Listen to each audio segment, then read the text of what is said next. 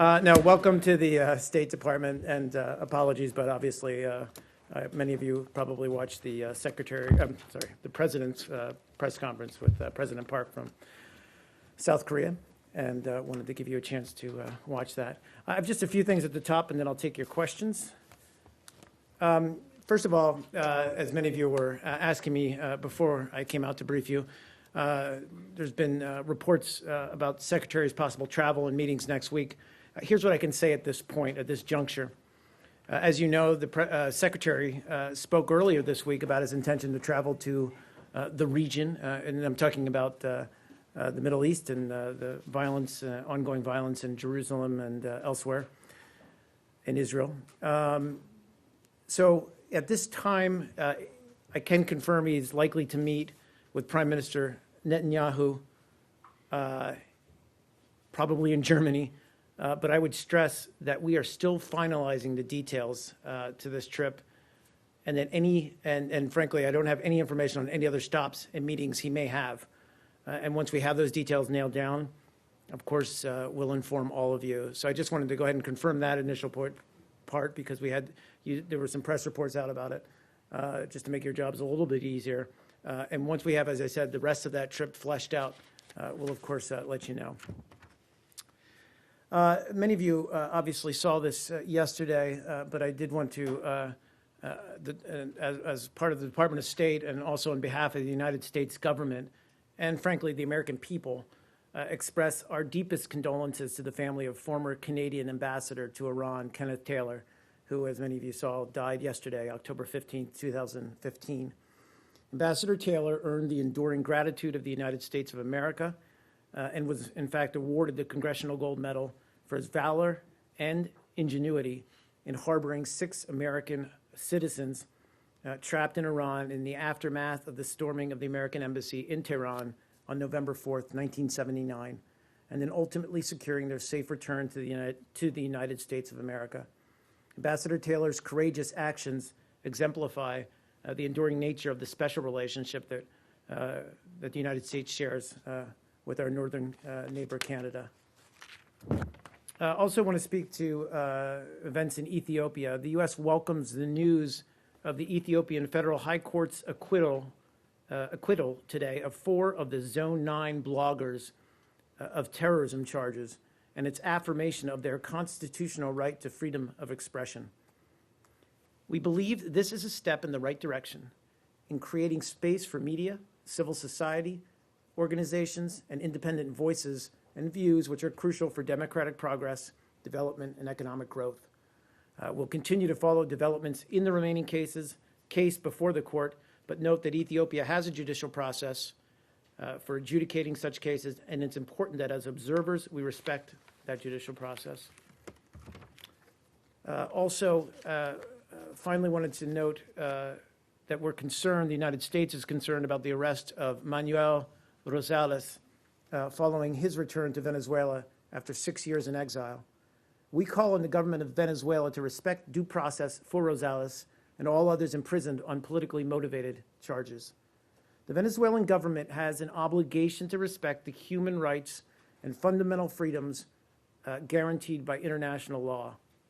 As a longtime party to the International Covenant on Civil and Political Rights, Venezuela is required to promptly inform all persons detained of the reasons and any charges against them, and to promptly bring anyone detained on criminal charges before a judge, and to either release them or guarantee them a fair and public trial before an independent and impartial tribunal within a reasonable time and without undue delay.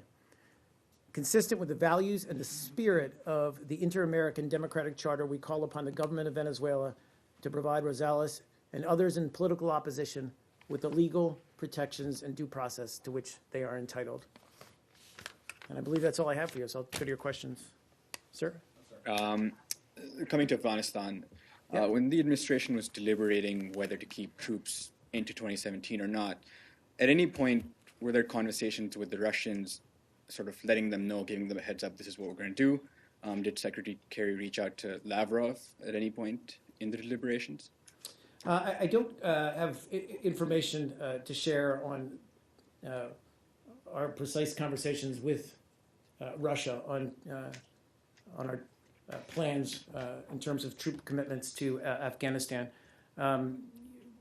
We have, of course, and remain in regular contact with our partners and allies about our force posture, as well as the potential changes in our post-2016 footprint.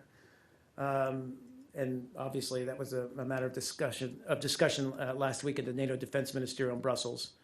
We look forward, obviously, to continuing to work with those NATO allies and partners as we align our posture with NATO's ongoing Resolute Support mission. The Resolute Support mission currently includes more than 40 nations, contributing more than 13,000 personnel across Afghanistan. And of course, NATO will continue to play an indispensable role in the ongoing train and advise and assist mission for the Afghan security forces. But to your particular question, I just don't have details on whether we've had conversations or recent conversations with Russia about our footprint there. And to follow up with Yeah, that, sure. I mean, how much of a factor did Russia's activity in the Middle East and Ukraine play into that decision? Play into our decision whether we had discussions with them? Yeah, or to keep troops or into 2017? Unclear. You're talking. No, I think. Look, I mean, we were very clear about our reasons for maintaining for moving to the force posture post 2016 that was announced yesterday. That's part of that is in support to the Afghan security forces as we continue to train and help them stand up. We all recognize that this year was going to be a difficult one in terms of the Taliban challenging that new security structure with the Afghan forces. We believe they've actually performed and executed very well in the field, but we want to continue to assist them going forward to ensure that they're able to build and strengthen that capacity. And that was one of the priorities. The other one is simply to maintain our counterterrorism footprint and capabilities within Afghanistan as well in order to protect the U.S.'s national security. So I think those were the overwhelming reasons for us remaining there, and obviously also to support as best we can as the Afghan government continues to strengthen and strengthen its democratic and economic institutions. Yeah, please. Yeah. Sure do. Since you've brought up Ethiopia and the Rosales case in Venezuela, I'm going to bring up another couple of human rights cases. Okay. Yesterday was the Turkmenistan dialogue. Was Turkmenistan's human rights record part of that discussion? And in particular, the fate of Sapar Mehmed Nefes-Kuliev, the Radio Free Europe journalist who disappeared 3 months ago in custody. I'm aware of the case. I don't have a readout of that discussion. However, I can imagine that we did just raise human rights, but I'll try to get more details on. And on that particular case as well. On that, anything Yeah, sure. more on that particular Yep. case, very welcome. Absolutely. Also, on behalf of my colleagues at the Associated Press, who unfortunately couldn't be here today, the case of Mohammed Rasool, the Iraqi Kurd who was arrested in Turkey. That's an ongoing thing. He was arrested with 2 British reporters. They were released. Do we have concerns about how Turkey's handling that case? Sure. I can say that we urge Turkish authorities to ensure that their actions vis-a-vis Mr. Rasool's case, concerning Mr. Rasool's case, uphold universal democratic values, including, obviously, due process, freedom of expression, and access to media and information.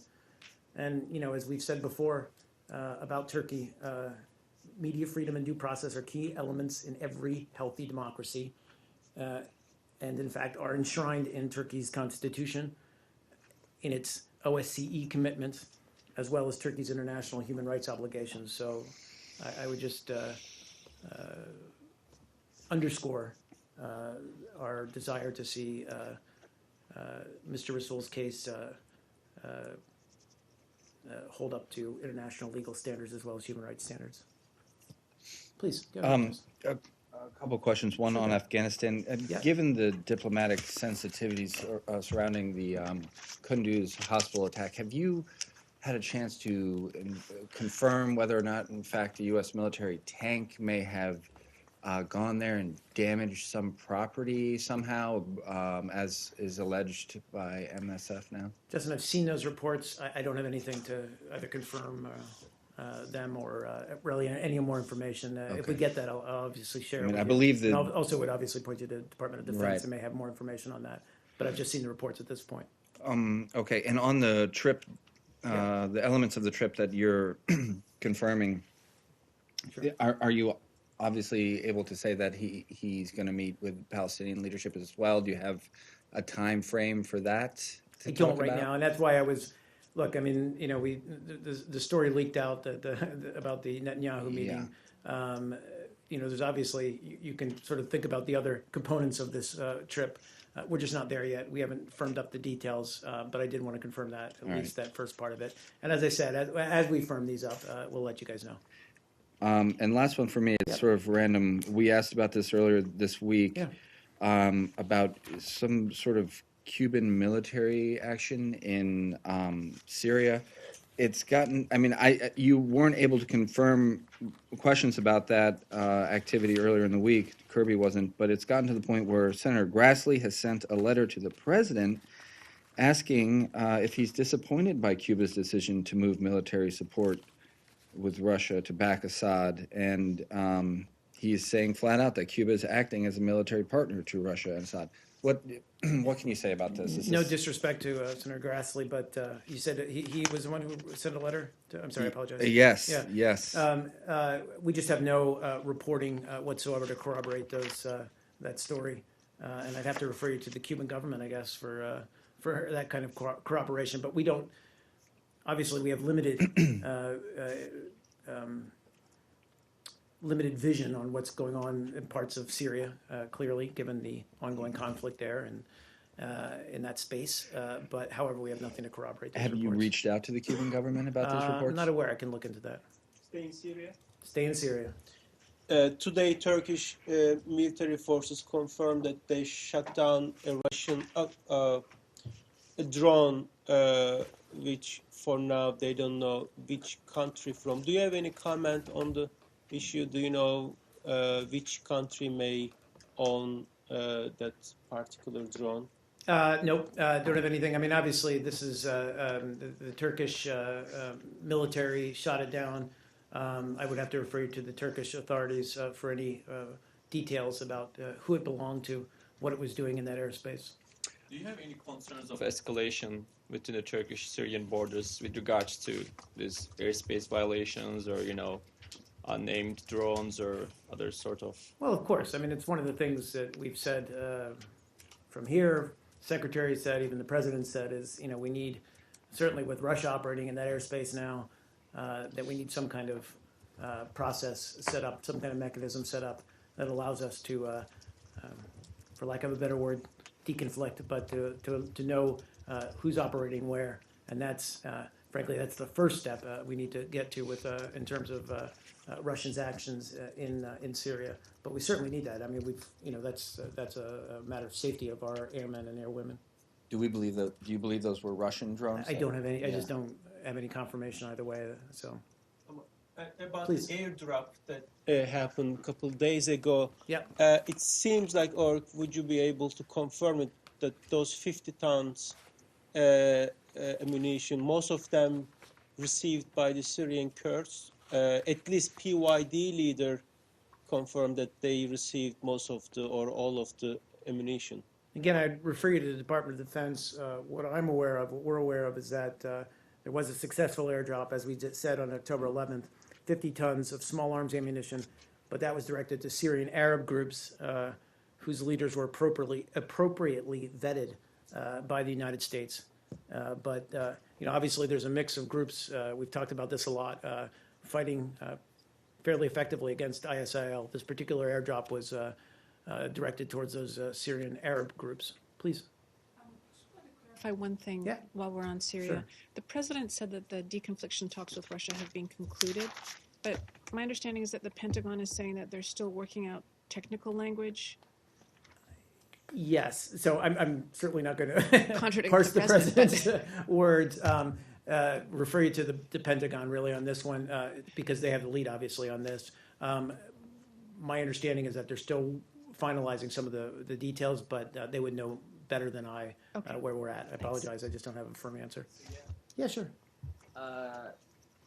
Earlier this week, you also, and today also, you mentioned that the airdrop was to the Arab groups, the rebellion in Syria, Yep. and that they were vetted.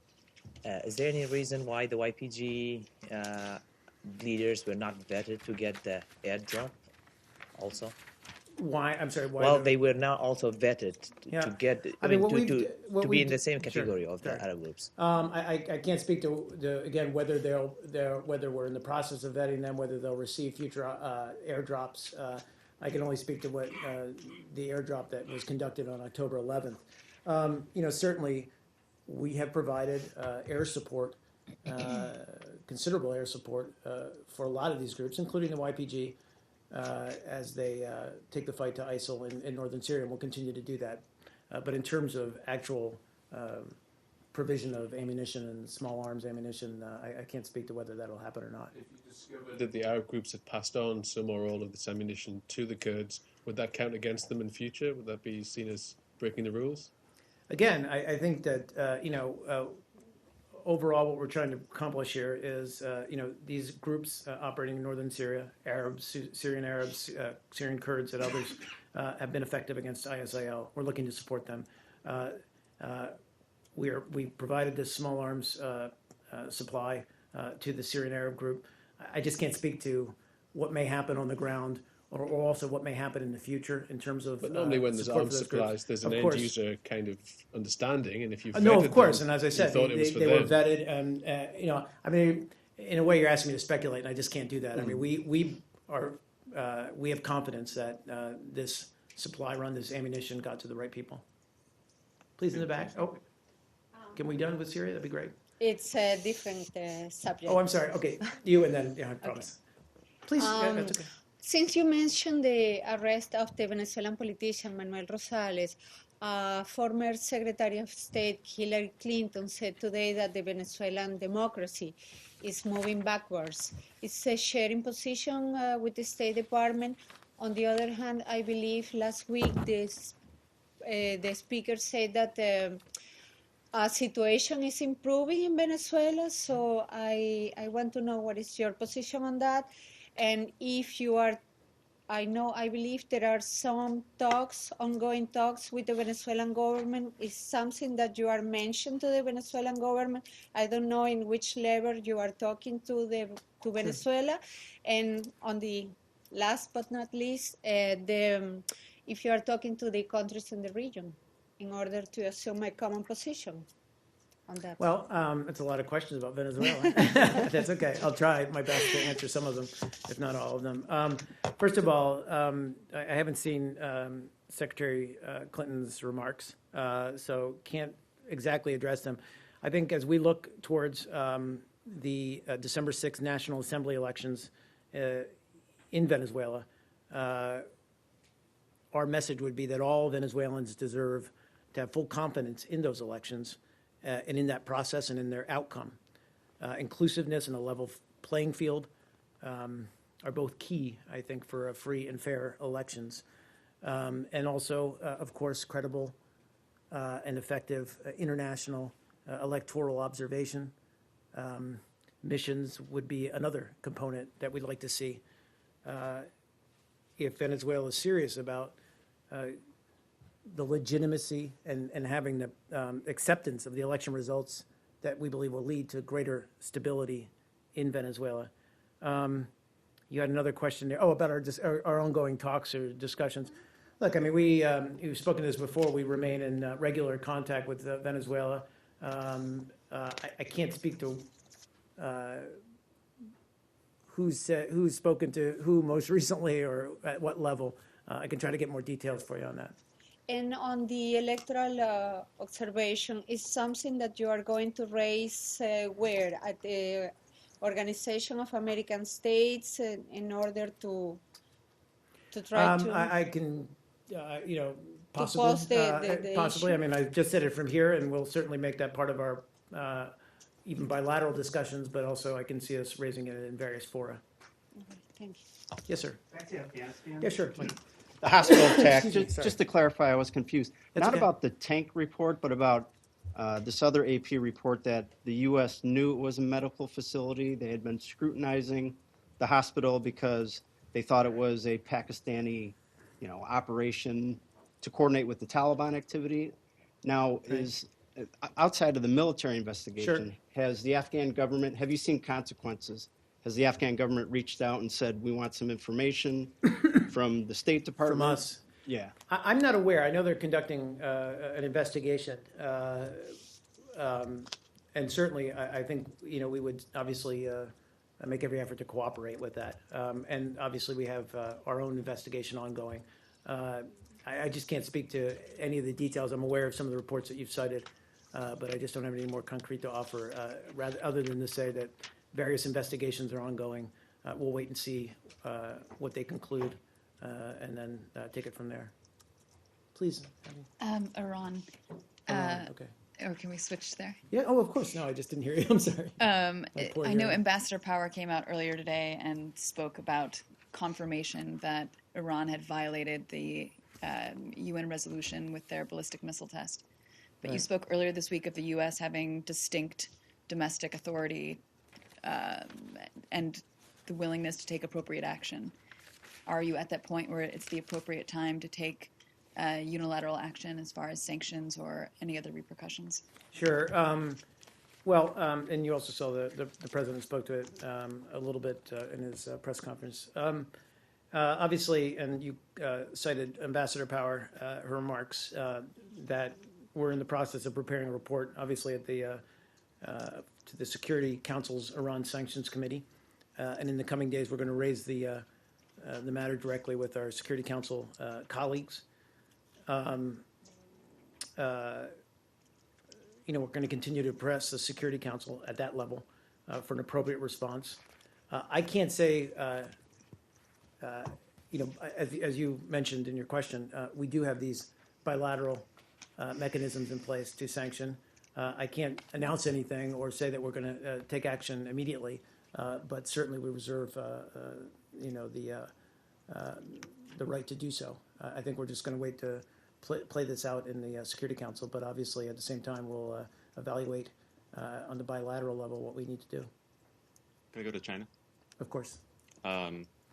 The Chinese Defense Ministry has now said that it wants to hold joint naval exercises with the ASEAN countries.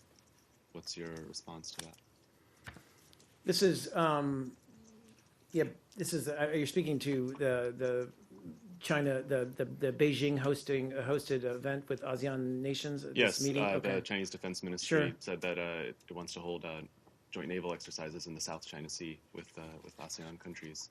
And since you guys are always calling for measures to lower tensions, Sure. would you say this is a I measure haven't to seen the lower details, tensions? but you're absolutely right. We are always calling for measures to lower tensions.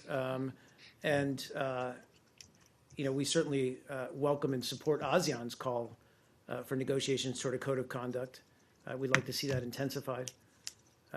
We believe such a code of conduct would help reduce tensions arising from territorial maritime claims or disputes in the South China Sea.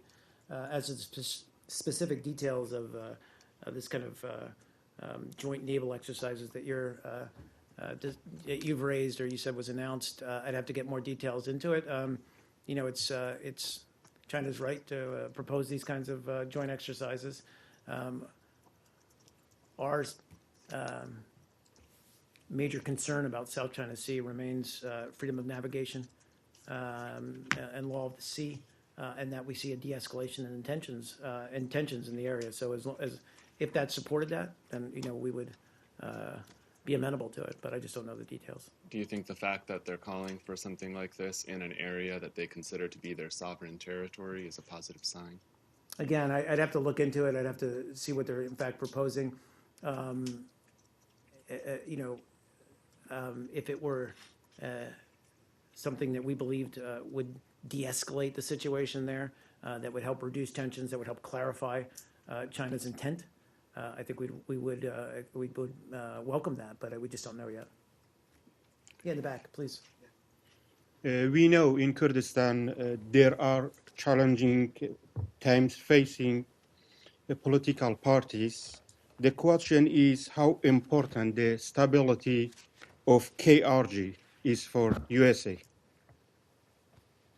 Well, good question. Look, we're concerned by ongoing political tension in the Iraqi Kurdistan region. And last week, I think that led to violent demonstrations. We call on all involved to exercise restraint, to respect all the rights for peaceful expression, or everyone's right for peaceful expression, and to apply that right responsibly without inciting further tension. I'd say we urge the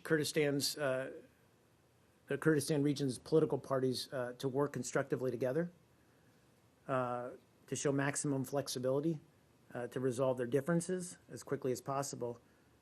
And I mentioned this the other day, so that the KRG can focus on the real enemy, which is defeating ISIL. We also want to see them be able to focus on facilitating humanitarian assistance to refugees and internally displaced people, and promote the economic well-being of all people living in the region. Please, sir.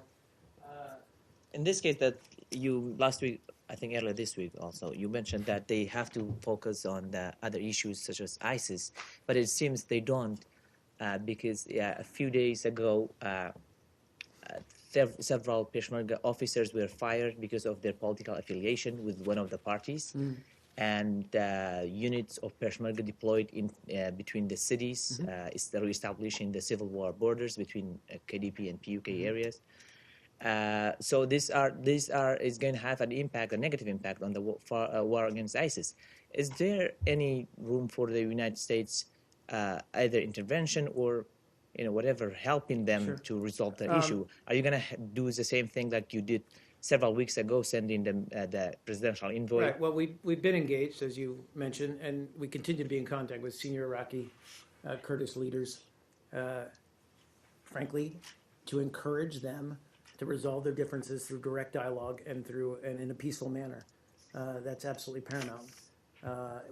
As I just said, they need to resolve their differences, find a way forward, and as I said, focus on, frankly, the very severe humanitarian crisis and the very real threat of ISIL. And as a result of this, the media became a victim of this conflict between parties.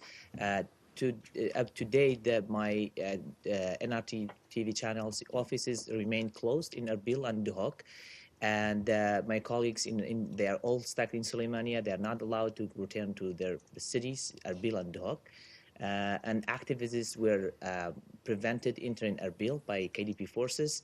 It is still continuing, and we didn't hear anything vocally or publicly in the United States to condemn these actions by one of the political parties that have the more influence in those areas in Duhok and Erbil.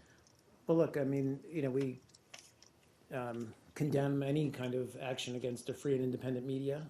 It's one of the pillars of a strong democracy, or even an emerging or growing democracy. You need that diversity of voices in the media space. So any actions that to restrict that environment, we would see as discouraging. Is that it? Anything else, guys? Going once, going twice? Thanks.